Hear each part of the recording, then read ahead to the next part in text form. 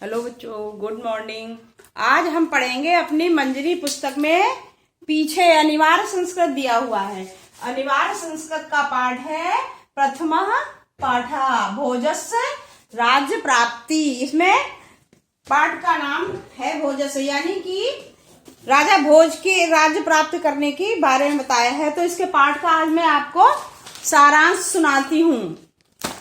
पूरा धारा राज्य सिंधु लोक नाम का राजा रहता था। तो ये संस्कृत पढ़ना है, उसके बाद अर्थ भी बताऊंगी, लेकिन पहले शॉर्ट रूप में इस पाठ में क्या है इसकी कहानी सुनो कि कहानी क्या है।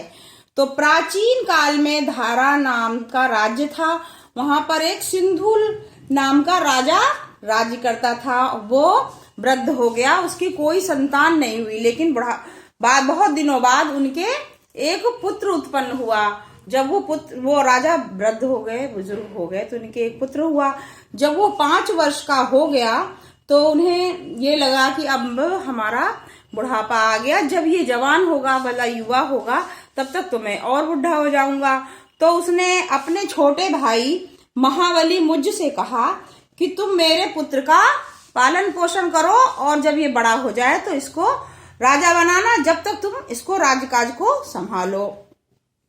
राजा के मरने पर, राजा जब मर गए ना, तो उनके भाई थे मुझ, उनके अंदर पाप बुद्धि जागृत हुई। कहने लगे कि अभी तो ये छोटा है, मैं राज कर रहा हूँ, बड़ा हो जाएगा तो ये राजा बनेगा, तो हमारे हाथ से राज्य चला जाएगा। तो उनकी एक पाप बुद्धि बुरे विचार आए उनके कि ये बालक जवान होगा तो मैं राजा नहीं रहूंगा, क्योंकि वो उस समय तो राजा थे जब वो छोटा था। तो उन्होंने क्या करा, उसने एक दिन अपने मित्र, उनका एक मित्र था वत्सराज, उससे कहा कि तुम हमारा एक काम करो। तो उसने कि अच्छा, तुम इसे भुवनेश्वर की देवी के मंदिर में ले जाओ और मारकर इसका मुझे सिर ला के दो। तो वत्सराज भोज रात में भुवनेश्वरी मंदिर में जाकर बोला। राजा ने फिर वो वत्सराज ले गया, उस बच्चे को ले गया, लेकिन उसको बता दिया, यूं कहा कि तुम्हारे चाचा है ना, उन्होंने मारने के लिए बोला है, उस समय आदेश दिया है। उस समय भोज ने अपने खून से वस्त्र पर श्लोक लिखा।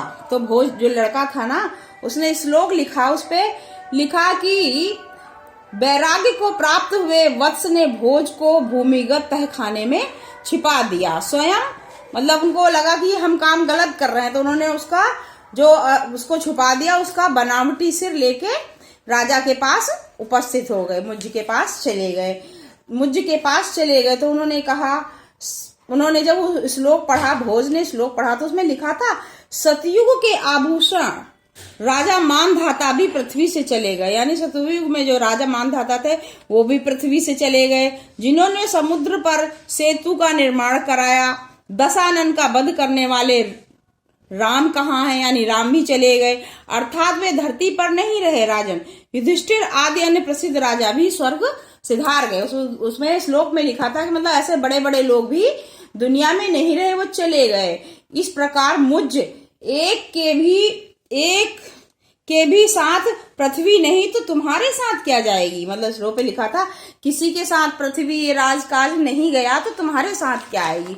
तो जो मुझ थे उनको पढ़ के श्लोक को बड़ा लज्जित हुए, बड़ी शर्मिंदगी आई कि मैंने ये क्या गलत काम किया, मुझे ऐसा नहीं करना चाहिए। फिर उन्होंने उससे माफी मांगी। फिर उन्होंने कि मैंने तो वत्सराज से कहने लगे, भाई मैंने तो बड़ा गलत काम किया। तो उन्होंने कि ठीक है, आपको आत्मग्लानि हुई, आप अपने करने पे पछता रहे हैं। तो फिर उन्होंने सारी बात बता दी कि युवराज जिंदा हैं। तो फिर उन्होंने उसके जो चाचा थे तो उनको लेके आए और उसको बच्चे को राजा बनाया और राजकाज पर सिंहासन पर बैठा दिया और अपना तपोवन लग गया, चले गए। तो इस पाठ में ये कहानी है, इसका अर्थ कल हम हिंदी में अनुवाद समझेंगे। ठीक है, ओके।